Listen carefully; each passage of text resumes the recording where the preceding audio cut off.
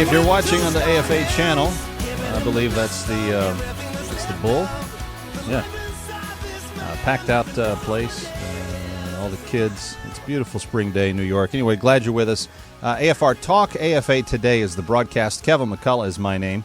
And, of course, my phone number is 888-589-8840. Yesterday, Gretchen Carlson on Fox News asked me the following. But one of the things we wanted to talk about today was how do we get people back to faith in this country?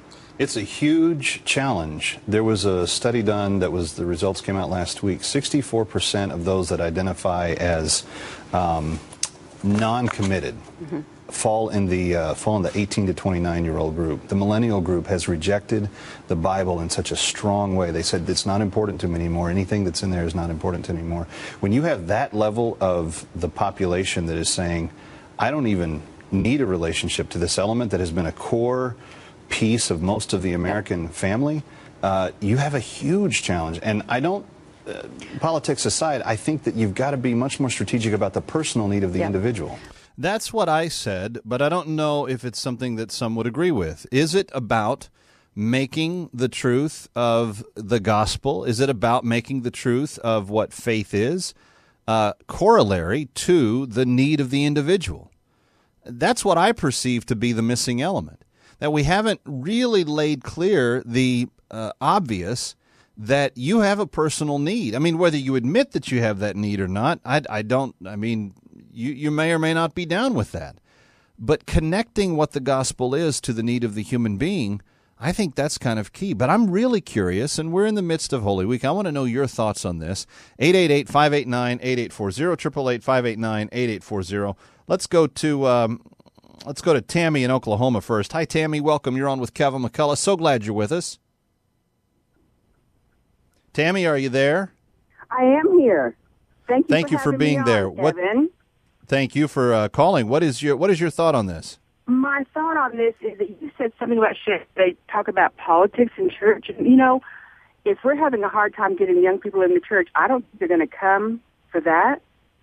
I think they want to come to hear the love of God and that God died for them and that there's a hope for them at the end of this. I think we're living in a lost and dying world, and we have to be salt and light to the world to bring them into the churches. And I don't think politics is going to do that. Should our pastor encourage us to? Yeah, I don't know. Tammy, you're obviously under the impression that I said that talking about politics, which I didn't say, would bring people back into the church. I didn't say that either. I'm not. I would agree with you. I don't know that that's necessarily a strategy at all. But I don't think pastors should avoid any subjects simply because they are perceived or not perceived to be political. I think that the Bible speaks to the totality of life, and I think that we need to address the teaching of Christianity to apply to the totality of everything that we are. And I don't think politics has anything to do with that. I think it has to do with the love of Christ. Yeah, I didn't say politics had. I didn't use the word politics, Tammy. You keep saying it, and I'm not saying it. So thank you for your call. I appreciate it. 888-589-8840. Let's talk to Robert in Oklahoma. Hi, Robert. Appreciate it. Robert, are you there? Hello. Yes, sir. Hi. I have a solution to the, and it's not a violent solution or anything to all the illegal immigrants that we have in the country. It's a way of getting them deported. I myself have had a lot of involvement. I worked drug and gang interdiction nationwide for several years. And our system's not punishing the criminal element to the extent, that are illegals that an American citizen would be punished. But the way of getting them out that would save a lot of people money would be to give them a reasonable amount of time to leave themselves, and they can take all the stuff that they've acquired, while they've been here with them back to their home country. And then, like 6 months or a year or however, I wouldn't say any more than a year. And then at the end of that time, any illegals that are still in the country, that are here illegally, we seize their property, seize whatever kind of assets that they have that they've acquired while they're here, and then we auction them off to help pay for the deportations. Yeah, I just, Robert, I don't think that you can do that to 12 million people. We have a hard time the Bureau of Land Management it was taking 3 weeks to round up 1,000 cattle by Mr. Bundy. I don't think that we have a large enough government, large enough military, large enough law enforcement operation to physically deport 16, 20 million people. I don't think that we think we have the ability to do that. And so I'm not, but that's always like the secondary issue to me. Why can't all of us agree, whether you're a believer, a faith churchgoer, non-faithful, whatever, can't we just agree that at least having a controlled border process by which people come across is ultimately healthier for everyone involved? It would reduce the violence along the border to have a controlled border. It would allow for those coming to the country to have a very systematic way of getting here. Can't we agree that border security has to be the preeminent step in any discussion about anything related to immigration? And I just don't understand why both sides can't agree with that and go, okay, let's do this. Let's do this now. Because it seems like that would be a no-brainer to me. But I don't want to talk about immigration. I'm fascinated by what Gretchen asked me. What do you think must be done to get people back into the church? And I'll add one other question to it. Do you believe it is necessary to get people back into the church? You may think, oh, Kev, what are you asking? That's a weird question. Well, think about it for a second. Given what the church is today and what we know about certain things about the elements of the church, is it necessary? I'm not saying it is or isn't. What I want to know is I want to hear what you think. 888-589-8840, 888-589-8840. Let's go to Jamie in North Carolina. Hi, Jamie. Hey, Kevin. Thanks for your call. Yes, sir. I'm just going to tell you, as far as answering the question from my own experience and perspective, I'm 27. Me and my wife, we both got saved when we was 19. And, you know, being a 19-year-old Christian, there's not too many of us that are real. You know, a lot of believers, but not a whole lot of really dedicated. But what it took for me to get saved was not a willy-dilly gospel. It was, you know, firm on the truth. This is what the Bible says. This is what's true. And it was that standing on the truth. And then, you know, expressing that with love and that, you know, there's a afterlife for every one of us. And knowing that choice of which path we need to go and the consequences of each. And that's what it took for me and my wife to get saved. And, so a non-watered down message of just pure truth. And holding to the truth like it's all we got. You know what I mean? It's really everything. Everything is going to burn away, melt. This earth is going to be totally destroyed one day, but His Word is going to remain forever. So that's why we need to hold on to that truth, because in the end, it's the only thing that's going to be left here. All right, Jamie. I appreciate you telling us your own personal story and perspective on that. You are a millennial. You're right in that age group I was referring to. So thank you for that. Let's go to Daniel, who's calling from Arkansas, 888-589-8840 if you want to jump in on the conversation. Only one phone line open. Daniel, welcome. You're on with Kevin McCullough. Hi. Hey, Kevin. I listen to your call all the time, brother. Thank you, sir. Your program. Hey, I just wanted to tell you, you know, the sad thing is, Kevin, is I think we need to get people back into the church. I'm going outside here. To get people back into the church, we need to start looking at our TV programs that our children watch at a young age. We need to start the radio. I mean, all these sex sells, and everybody's using it. And, you know, we start brainwashing these kids. I mean, I was watching a program the other day, supposed to be family TV, and they're talking about a 15-year-old girl having sex, you know, and it's just like my 14-year-old sitting there watching it. And, you know, so to get people back in the church, you know, you don't want to police your children so hard that they feel, you know, they want to rebel against you. So I try to be a little open with them. But every time we turn on the radio, I mean, it's just constant violence and sex. Video games are just violence.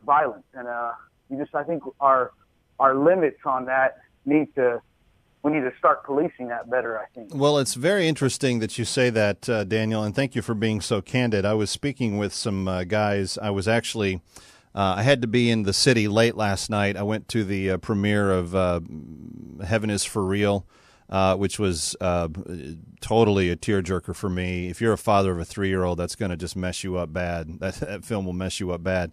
But it's about a pastor and what his son saw and in a near-death experience.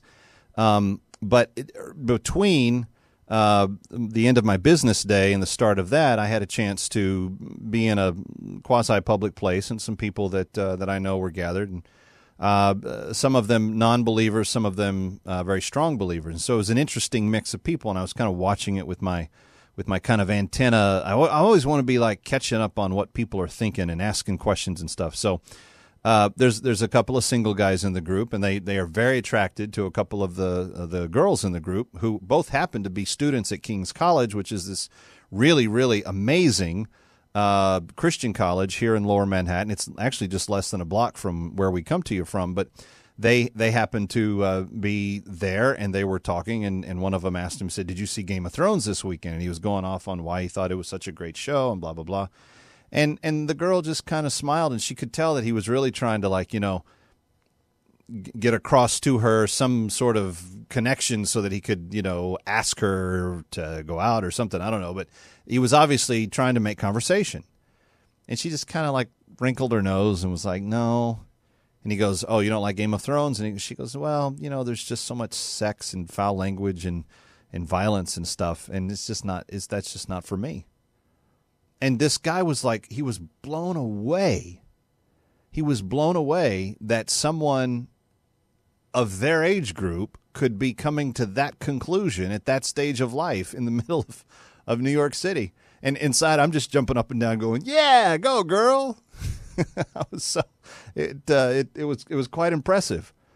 But she stood up for herself. She stood up for her values. She wasn't obnoxious about it, but she did. She put forward this idea that to be a lady, I don't have to involve myself in all this gory, grungy, filthy stuff that's in the culture. And for that one moment, it made an impression upon that young man. Now, I don't know if she's going to ask him to church. Will that get him to church? Probably not. He's going to do what he's going to do, or it would appear. But at the end of the day, at least there was a seed planted. At least she said something. At least she did something that demonstrated that Jesus makes a difference in her life. And I thought I was very impressed by it. Let's go to Roy in Illinois. Hi, Roy. Welcome. You're on with Kevin McCullough. So glad you're here. Hey, Kevin. Thanks for having me on. Absolutely. What do people have to do to get people back in church? Well, I think that we got to be more like Job, who's one of my personal heroes. We need to be righteous, and we need to shun evil. And when people walk away from the church, or won't come to church, we need to just let them have their way and allow the Holy Spirit to bring them back. If they're meant to be back, then they come. If not, then it's on them. So you don't maintain relationships with them? You don't try to engage them? No. He always, we're to be a part of this world, but be apart from it. Not to walk in the ways of darkness and follow the ways of evil as they would, but always to be a good light shining on a hill for them. So to do exactly what my friend Cara did when Jim asked her that last night. Exactly. Yeah. And you could tell, it was, I felt half a minute, just half a moment bad for her because she obviously felt a little bit put on the spot. But when she formulated her response, it was so clear and concise and understandable and principled. And I was like, man, I wish this was the tenor of most of the kids that are coming out of the church these days. I think it would be a different scenario if in fact it was. What do we need to do? That's what Gretchen Carlson asked me yesterday. What do we need to do to get people back in the church? 888-589-8840. John in Arkansas, you're up next. Hey, Kevin, I appreciate your show. Thank you, sir. I do agree with you a lot because I'm a pastor. I'm 30 years old. And what I find as I'm going and knocking door to door is people have a lot of questions. And a lot of times to get to the spiritual aspect, the part of their salvation, the part of coming to church, you've got to answer for them questions about daily life, questions about politics, questions about science. And so that's kind of my experience on that. They have questions that they need answers to from the Word of God. And we're to be ready to give an answer about all these things, all kinds of politics, all kinds of issues with daily life. Well, what's interesting about that, and John, I thank you for your candidness and your encouragement. Thank you for your call. This same guy that was asking my friend Cara about her TV habits, he has recently taken to listening to my show. And I can almost count on it on nearly a daily basis, getting an email, text, getting questioned. What did you mean about that? What do you mean that's what Christians actually believe? Wow, I never knew that. I mean, there is such a, I don't know, I was trying to describe it to my bride last night. There's this fascination with the fact that the Christian mind can be so fully developed and yet so fully different than what he is accustomed to running in the circles of. And so it was, I don't know, it was an interesting interaction. Gretchen Carlson asked me on Fox News yesterday, she said, what do we need to do, if it's even possible, to get people back into the church? And I don't think she was talking about buildings. I think she was talking about to get back into the life of faith. What do we have to do to engage them, to bring them back? And I'm throwing that question to you. 888-589-8840, 888-589-8840. The Facebook page is afatoday.com, and my email address is kmcradio@gmail.com if you'd like to answer in either one of those ways as well. Gavin McCullough coming right back. AFA Today on AF Art Talk.